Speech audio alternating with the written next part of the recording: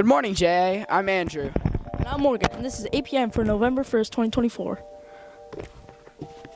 Attention artists and writers. A Veterans Day art and writing contest has begun. Submit your 500-word max writing assignment or artistic creation to Miss Danner by November 6th. Winners from each grade will receive a gift card and a chance to show their works at the Veterans Day Assembly on November 11th. If you're clumsy and are missing a pair of glasses or a retainer, see Miss Kazris to reclaim them. On Friday, we have a costume day. Make sure to wear something appropriate that excludes weapons or look-alike weapons, hair or face paint, or face masks of any kind. Now let's give a happy birthday to these people. On the 2nd, we have Carla. Then on the 4th, we have Evan. And Cooper. Santiago and Brady. Then on the 6th, we have Alexa. And then finally, on the 7th, we have Jackson. Hey Morgan, do you like pizza? Yeah. Well, then you're in luck today, because chefs have whipped up some pizza. Today we will have chef choice of pizza, romaine salad, and a sidekick of milk. Hope you had a great day, Jay. And hope you had a great Halloween. Hey, staff and students, welcome to Friday. It's Friday, November 1st, 2024. Glad each and every one of you are here today. Happy November. You're watching APN today during intervention because of the pumpkin drop. Some of you have already been out there. Some of you are going out later. But I want to take a few minutes and talk through a few quick announcements. Reminder, no school on Tuesday. Next week is a 4-day school week for all of you. Teachers will be here on Tuesday in meetings and working here at school. Tuesday is election day, and teachers will be here working on stuff during the day. So no school on Tuesday next week. That means make sure you're working hard on the 4 days of school that you have next week. We're excited to meet with many of your families next Monday and Wednesday for parent-teacher conferences. And a reminder that your first quarter report cards will be sent home on Friday with you. 1 week from today, we will email and text your families and let them know that report cards are coming home, and we will send those home with you. That takes us to this week's Funny Friday. Get ready. I got 3 Halloween jokes for you. First one, what is a ghost's least favorite room in a house? What is a ghost's least favorite room in a house? The living room. That's right, the living room. All right, wasn't very good. This one's better. Why did the skeleton go to the party alone? Why did the skeleton go to the party alone? You guessed it, he had no body to go with. All right, last one. What is a witch's favorite class at school? What is a witch's favorite class at school? That would be spelling. You're smiling. I can see it. Hey, that concludes today's announcement. Student staff, let's make it a great day. Or not. The choice is yours. All right. It is the moment you've been waiting for. We are here to announce the winners of this year's pumpkin drop category contest. I want to first say outstanding job to all of our pumpkin decorators. We had some of the best pumpkin decorating that we've ever seen in this building. Everybody that was in the building that stopped through the lobby commented on just how creative and just how great every single one of our pumpkins were. So outstanding job to everyone who helped contribute and collaborate on their pumpkin decorating. Over the past week, we've had them on display in the lobby, and we've had members of our central office and district staff members, everyone from people in food service to our truancy officer to our superintendent and assistant superintendent, all came down and judged the pumpkins. And at this moment, we are ready to share the winners. Again, all the pumpkins either have been dropped, depending when you're watching this, either have been dropped or are getting ready to be dropped. But we want to announce our 10 category winners. These advisories will be treated to a popcorn party courtesy of our PTO. That'll be in the coming weeks during advisory. But first, let's get to our winners. Mrs. Kazris has worked hard to tabulate all of their responses, and I will turn it over to her. This is very exciting. Okay, we're going to start with 7th grade. So 7th graders, get ready. And I'm going to go category by category. Winner for best theme was Mrs. Heinig's room. And then winner for best school pride, Mrs. Brar. Winner for best use of natural materials, Mrs. Garner. Winner for funniest pumpkin for 7th grade was Mr. Peck. No surprise there. Winner for most detailed was Mrs. Phillips. I cannot wait to see that giant eyeball dropping from the crane. That's my personal favorite pumpkin. No offense to anybody else. Everybody did amazing, but that's my personal favorite. Most creative for 7th grade, Mr. Mays. Best use of color, Mrs. Danner. Best use of school supplies, Mr. Krebs. Best use of the Halloween theme, or best Halloween themed pumpkin, Mr. Woolley. And best teacher / celebrity shout out pumpkin for 7th grade was Mrs. Smith. Nice job. Great work. Awesome job, all grade. 7th graders. All right, on to 8th grade. And again, category by category, best theme, 8th grade, Mr. Alexander. Best school pride pumpkin, Mrs. Kallmeyer. Best use of natural materials, Mrs. Flaher. Miss Flaher. Sorry, Erica. I mean Miss Flaher. Funniest pumpkin for 8th grade is Mr. Witt. Most detailed pumpkin, Miss Lieberth. Most creative, Miss Nichols. Best use of color, Mr. Urban. Best use of school supplies. We are not announcing a winner in this category because somebody won twice, and we're not going to say who. So no winner in 8th grade, best use of school supplies category. Best Halloween themed pumpkin was Mrs. Baseman. And then best teacher / celebrity shout out pumpkin for 8th grade, Mrs. Sugar. Awesome job, everyone. There it is. Thank you, Mrs. Casvers. Thank you to all of our judges. And thank you to all of you outstanding pumpkin decorators. Hope you're enjoying the day. And thank you for your hard work on Pumpkin Decorating 2024.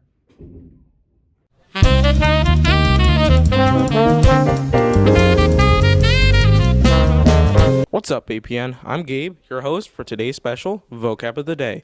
Today's word is gobbledygook. The definition of gobbledygook is language that is meaningless or made unintelligible by excessive use of abstruse technical terms, or in other words, nonsense.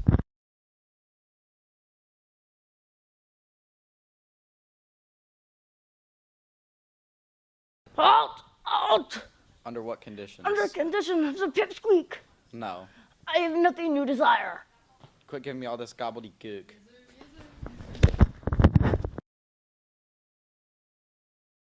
Who did this to you? Okay, bud. All right. Hyperbole.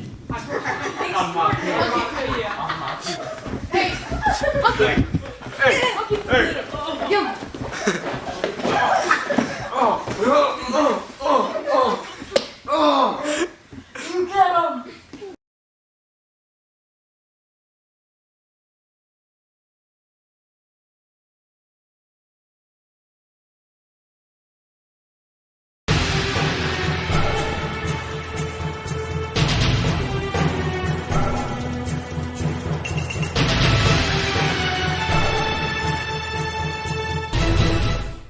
October 23rd, 2024.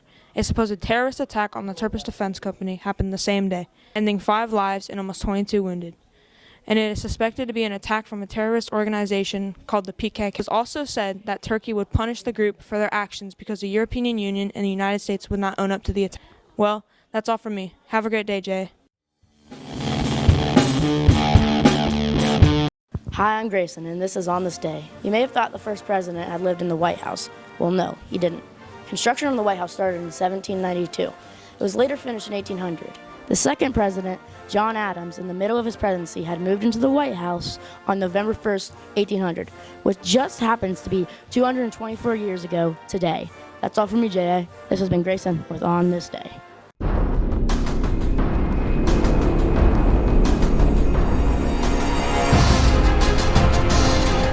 I'm Grayson. Today I'll be talking about the amazing people in the military branches. The ones we're talking about today are the Army and the Coast Guard, who have done amazing work for our country. Enough of that. Let's get into the history. Starting off, the Army is the oldest branch in the U.S. military. It started as the Continental Army, which was made on June 14th, 1775, to fight for independence during the Revolutionary War. The Coast Guard was formed on August 4th, 1790, when President George Washington signed the Tariff Act that led construction of 10 ships to enforce federal tariff and trade laws and prevent smuggling. Crazy how long they were made. That's all for me. Bye, J.A.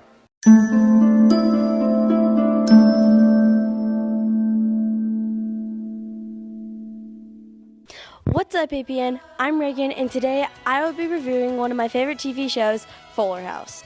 Fuller House is a 5-season show that can be watched on Netflix and Prime TV. This show is rated G, but there is some adult humor throughout the show as well. You may have heard of Full House from parents and teachers. Fuller House is the sequel of Full House, and in my opinion, I believe that Fuller House is a lot better. Fuller House is about DJ, who is a widower with 3 kids named Jackson, Max, and Tommy. She has to take care of her 3 kids by herself, but Stephanie and her best friend Kimmy give up their lives to help DJ raise her 3 kids. As the show goes on, the family gets bigger, and I'm not going to give a lot of hints, but DJ, Stephanie, and Kimmy all find significant others. I give the show a 5 out of 5. It is really good, entertaining, and so addicting. I love the episode from Season 4, Episode 1. Episode 1 of Season 4 is one of my favorites because it is very sentimental, funny, and shows how family is there for you during your highs and lows. And this episode, mostly the lows. I would say, though, that if you have younger siblings at home, this might not be a show for them, even if it's rated G. As I said earlier, there is adult humor that is written in as well. Hello, Jonathan Alder Pioneers. It's Mrs. Conley, and I'm back again for a book talk in around 60 seconds. This week's book talk is powered by Hot Up Coffee. Thank you so much. And also a shout out this week to Dallas Davis, who recommended Percy Jackson and the Olympians series as a book talk for me to chat up. With 7th graders learning about Greek myths, I thought this was a perfect choice to talk about some books that weave adventure with modern day mythology. The Percy Jackson and the Olympians is a 7-book journey, folks, with book number 7, The Wrath of the Triple Goddess, just being released last month, September 2024. Each book in the series has its own particular story. However, the first book, The Lightning Thief, really lays the groundwork for Percy and sets the stage for all of the other books. And it's also considered by some as a modern classic. In this book, 12-year-old Percy Jackson is on the most dangerous quest of his life. With the help of a satyr and the daughter of the goddess Athena, Percy must journey across the United States to catch a thief who has stolen Zeus's thunderbolt. And along the way, he must face a host of mythological enemies determined to stop him. But most of all, he has to come to terms with a father he has never known and an oracle that has warned him of a betrayal by a friend.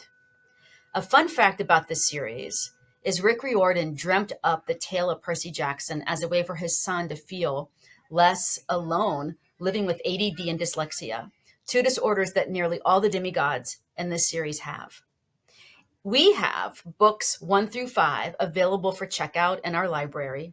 And if you're interested in book 6 or the newly released book 7, you can order that with your Plain City access card and have it delivered from the public library to our school.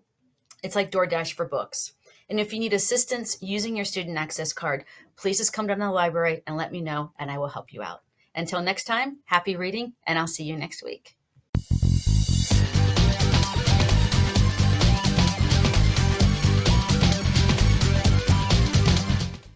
Hey Jay, I'm Nolan. And I'm Jake, and today we're going to be doing a race. The rules are, you have to start behind the black line on the Jonathan Alder wall, then you have to run to the Pioneers wall, and then you have to run back to the Jonathan Alder wall, but you have to touch them both with your hand. First up, we got Mr. Benjamin and Santiago. Let's go. 3, 2, 1, go!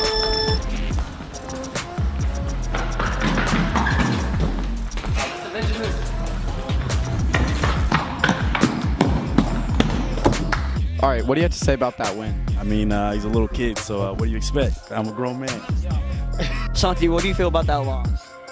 It was expected. He's a D3 football player. I'm an average league, Sunday league soccer player. I like to shout out my mom, my parents. Okay, what? All right, next we got Big C's. And Big Adam. Let's get started. 3, 2, 1, go!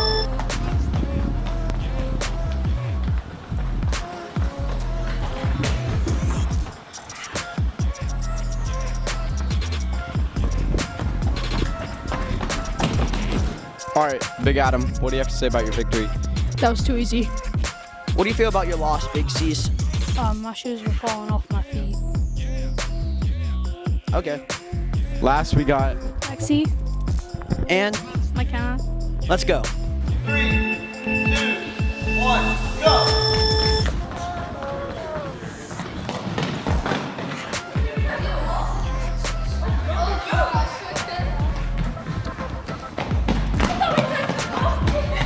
What do you have to say about the dub? I don't know, McKenna kind of sucks. What do you have to say about your loss? I would have won, but I'm in Uggs and I thought we were going to touch the pumpkin.